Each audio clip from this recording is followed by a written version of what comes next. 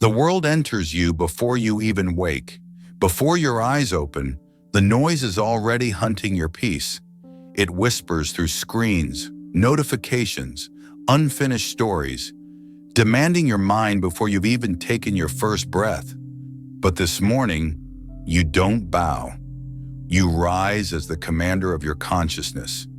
Every morning is a battlefield disguised as calm. Your first thoughts are your army. Choose them or they'll choose you.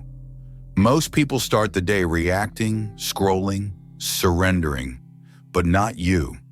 You're not waking up. You're returning to command. The Stoics understood, the first minute after waking decides the next 1,000. If you guard that minute, you guard your peace. If you lose it, the world owns your attention before you even stand. So before the noise calls your name, pause. Feel the silence, because that silence is your throne. The choice is clear. Start your day as a slave to the world or as a sovereign of your mind. I command my morning before the world commands me. Most people lose the battle before the day even begins. They wake up and surrender to the phone, to headlines, to other people's noise. Their first act is obedience. Their first thought belongs to someone else, but not you. You rise not as a servant to the world, but as its commander. Before the world speaks, you decide the language of your mind. Before the world demands, you issue your first command.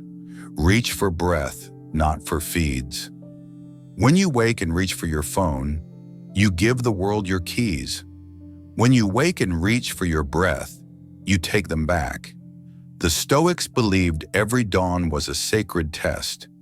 Would you be ruled by impulse or guided by intention? Would you wake as a soldier of peace or a slave to distraction? The first 10 minutes after you open your eyes are not ordinary. They are the front lines of your life. What you allow in becomes your general for the rest of the day. The mind is a magnet. It doesn't attract what you wish. It mirrors what you believe. Begin the day in command, and the universe answers in kind. So before you scroll, before you answer, before you react, stand still. Feel the silence before noise arrives. Let that silence remind you who's in charge. It's the act of reclaiming your attention before it's auctioned to the world. You can't command a day you've already sold. Stillness is not laziness. It's buying back attention before the auction. Whisper this to yourself, as if sealing a pact with your higher self. I command my morning before the world commands me. Because when you win the first moment, the next 10 hours obey. When you take back your morning, you take back your life, and one day you'll realize peace was never lost. It was simply waiting for you to wake up with intention. My first thought is my first weapon. You will not do that anymore. You will choose your first thought like a warrior chooses his blade. It will not be fear, complaint, or regret. It will be strength. Because that first thought sets the rhythm of your heart, and the rhythm of your heart commands the world around you. If your first thought is fear, you've already prayed to the wrong God. Fear may visit, but faith decides who stays. Begin with command, and the day kneels quietly before you. If you started badly, make the second thought your weapon. Say it silently at first, then aloud until you feel it. My first thought is my first weapon. If your mind is clay at dawn, then your first thought is the hand that shapes it. Shape it with doubt, and you live in defense. Shape it with clarity, and you live in power. Marcus Aurelius began each morning by reminding himself that he would meet fools, critics, and chaos, but that his mind was stronger than them all. He didn't wait for peace to appear. He armed himself with it. So choose your first thought wisely. Don't wait for the world to give you direction. It never will. Be the signal in a world of noise, because the man who commands his first thought commands his day, and the man who commands his day commands his destiny. Own the game of your emotions. The match starts the moment you wake. Most people don't realize they've already kicked off, and they're losing. They let strangers score in their mind before they even touch the ball. But you play differently. Responsibility is not chains, it's your jersey. When you wear it, the chaos outside can't bench you. Without responsibility, every mood is a penalty kicked by someone else. With it, you take back the ball. Most think emotions just happen to them, like weather that rolls in. But feelings are chameleons. They change color with the light you shine on them. Shift your focus, and your whole inner climate changes. The same sun that blinds one man guides another. The only difference is where they stand. You can curse the light or use it to see. Peace isn't found. It's trained by where you choose to look. Remember this, your morning mind is cast in plaster. Whatever shape you pour into it hardens fast. So decide early.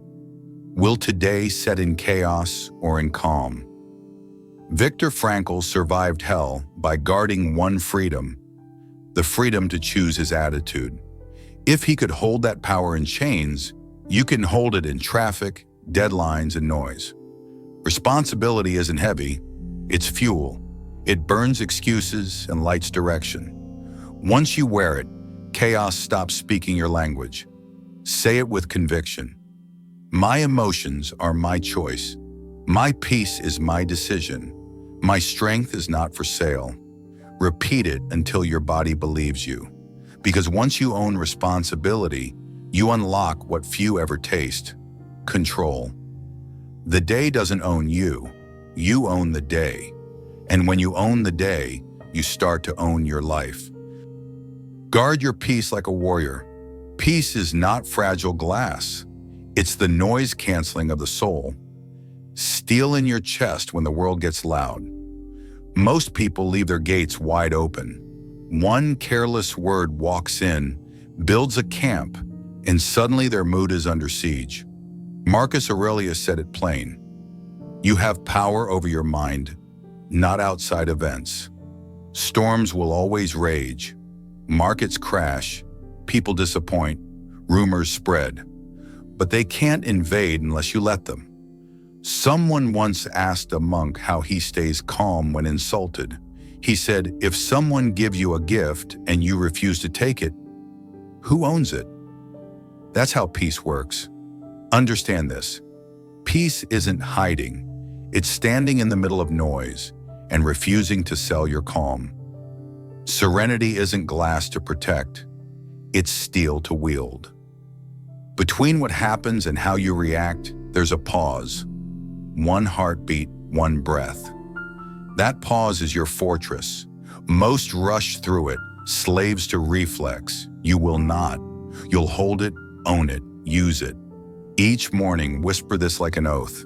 Nothing can disturb my peace without my permission. My peace is not for sale, not for rent, not up for negotiation. Carry it through your day, because being unshakable isn't about nothing happening to you. It's about nothing breaking into you. Calm is not weakness. It's proof that headwinds no longer own you. Control what's yours, ignore what's not.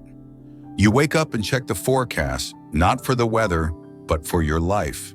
Storms of opinions, markets, moods. You can't stop the rain, but you can stop standing in it. The Stoics drew a clear line. Some things are yours, most are not. Cross that line and you lose power. Respect it, and you gain freedom. People drain their strength fighting shadows, things they never controlled. A boss's tone, a stranger's comment, the past that won't change. That's not control. That's exhaustion dressed as effort. You don't see pilots arguing with the weather. They adjust altitude and continue flying. That's control, not reaction. Control is not about domination. It's about precision. It's knowing which field is yours to play on and letting the rest go. Focus is your currency. Spend it wisely. Every thought you waste on gossip or fear is a coin you'll never get back. But every thought invested in your actions compounds like interest. So before you move, ask, is this mine to fix or mine to face? Because peace begins the moment you stop fighting what you can't command. Say it and mean it. Today I focus only on what I can control. My effort is my empire. Everything else is weather. Empires fall when kings chase storms. Yours will rise the day you stop. Drop one thing you'll stop fighting and one you'll act on today. When you live this truth, your storms shrink because you finally stop feeding them. My worth is not on trial. Every morning, millions wake up to stand in court. The jury is their inbox, their salary, their reflection. Their worth swings with the stock market of other people's opinions. Up one compliment, down one silence. The verdict decides how they feel about themselves that day. But here's the truth. Your value is not on trial. You were born priceless. Everything since has only made you forget. Seneca said it best. A gem cannot be polished without friction. Pressure doesn't define your worth. It reveals it. You are not the numbers in your account, the titles after your name, or the applause that fades by morning. Results are receipts, not identity. You don't need proof to have worth. Just air to start again. The world sells you mirrors, every one of them bent, but numbers don't know your soul. A calendar can't measure your courage. A mistake doesn't erase your essence. There is peace in walking away from the courtroom. The verdict never mattered. The witness was always you. When you stop chasing proof, you start walking in truth. You no longer wait for life to say you matter. You already do. Whisper this each morning like armor. My worth is not measured by today's outcomes. I am valuable because I exist, not because I succeed. When you live from that place, success finds you anyway, because you've stopped begging it to stay. Act before the perfect moment dies. The list waits. The plan looks perfect. And yet another sunrise passes with nothing moved. Most people confuse motion with momentum. They plan endlessly, polish endlessly, pray for readiness, and call it patience. But waiting is not wisdom. It's hesitation in disguise.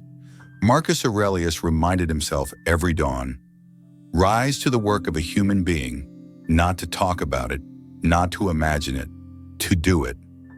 Dreams don't die in failure, they die in rehearsal. Someone with half your talent is already living your idea because he started. Progress is messy, noisy, alive. Perfection is silent and dead. Not because they're smarter, because they started. The world doesn't wait for ready men. It rewards the ones who move while afraid.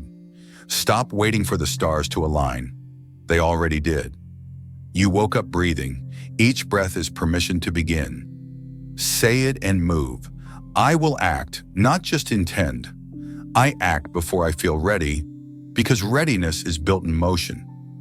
Every step, even clumsy, carries you closer than any perfect plan on paper. Action is the language the universe understands. Speak it daily. Pause here. Feel that urge to move. That's power returning. Name one action you'll do by tomorrow morning. I'll read them. Turn every trial into training. Fire tests everything it touches. For wax, it's death. For clay, it's transformation. The same heat that warps metal tempers a blade. So don't ask for fewer trials. Ask for thicker skin. Every obstacle you face is life's way of showing you where you're still soft. Most curse the weight. The wise build the muscle. Admiral James Stockdale, trapped for years in a prison camp, said it clearly. You must never confuse faith that you will prevail with the discipline to confront the brutal facts. That's the Stoic paradox. Pain doesn't mean punishment. It means preparation. Pain is the body's way of keeping score. It shows where you've been careless and where you can grow sharper. So next time the ground shakes, don't ask, why me? Ask, what strength is this training? The universe doesn't test the weak. It trains those ready to rise. Whisper it like a vow. Every challenge is a chance to grow stronger. I do not pray for lighter loads. I build broader shoulders. Hardship doesn't come to destroy you. It comes to introduce you to yourself. Stop racing other people's lives. You scroll. A man your age just bought a house. Someone else just smiled in a perfect vacation photo. And for a second, your heartbeat syncs with their timeline instead of your own. Comparison is scrolling through lives that don't exist. Behind the photos, there's debt, fatigue, silence. But the mind doesn't see truth. It sees illusion and calls it failure. You scroll past their smiles, but not their silence. You see their arrival, not their road. Stop comparing your behind the scenes to someone else's highlight reel. The Stoics warned, if you want peace, stop measuring by another man's ruler. You don't need to win their race. You only need to walk your road. Look closer. Every time you measure yourself against another, you abandon the masterpiece still unfinished inside you. The world doesn't need another copy. It needs your original. Let that sink in. Who did you compare yourself to this week? Write their initials, then bless them. Envy turns to air. Say it slowly, like claiming back your breath. I will not compare my journey to anyone else's. My race, my pace, my peace. When you live this way, envy turns into admiration, and the noise of others becomes applause for your own path. Choose discipline when motivation fails you. Some mornings you'll wake up empty, no spark, no reason, no drive. That's when most people stop, waiting for motivation to return like a lost friend. But motivation is a spark. Discipline builds the engine. Motivation visits. Discipline lives here. Cato walked barefoot through winter streets, not to prove strength, but to remind himself that comfort softens the will. Modern life praises moods. The Stoic praises movement. You move, and mood follows. Never the other way around. Each act of showing up when you don't feel like it layers another brick of trust inside yourself. Soon you stop hoping for motivation, you become it. Some men wait for lightning, others build fire from friction. That's why discipline outlives inspiration. Whisper this before you start your day. I choose discipline over motivation. My actions are tied to my word, not my moods.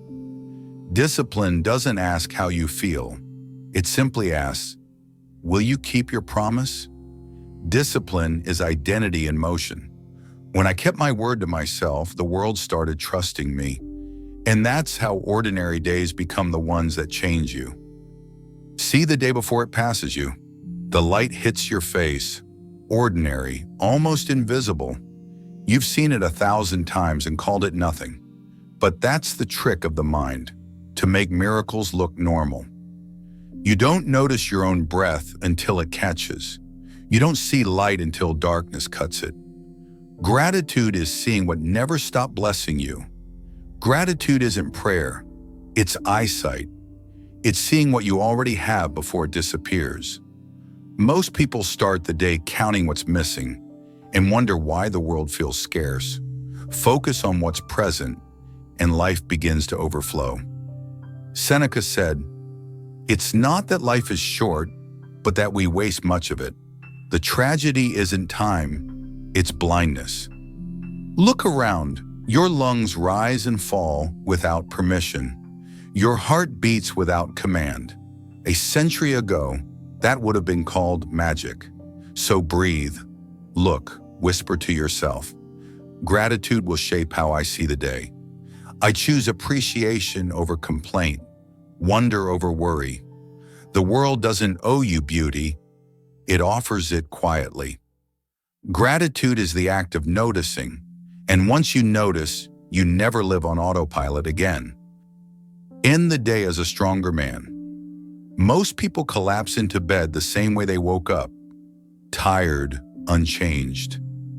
Days slip through them like sand, not because they failed, but because they never paused to harvest what they lived. The Stoics ended each night with reflection, not regret. Seneca asked himself, "What wound did I heal today? What failing did I resist?" Every sunset is a silent report card. Some days the grade will be survival, and that's still an A. The goal was never perfection, it was persistence. You're not graded by perfection, only by progress. Don't chase flawless days, collect better ones. Even the hard ones count if you leave them wiser. Improvement isn't fireworks. It's a whisper that says, "I'm a little stronger than this morning." Repeat this before you close your eyes. I will end the day better than I started. Success or setback, I end stronger than I began. And when the night ends, remember, tomorrow's strength starts here. You don't just end the day stronger, you begin the next one wiser. Growth doesn't shout. When night ends, remember, tomorrow's strength starts here. Tonight's reflection is tomorrow's command. It just waits for you to notice, then shows up quietly in who you've become. These 12 truths are not mantras. They are moves. Each one is a command to yourself before the world commands you.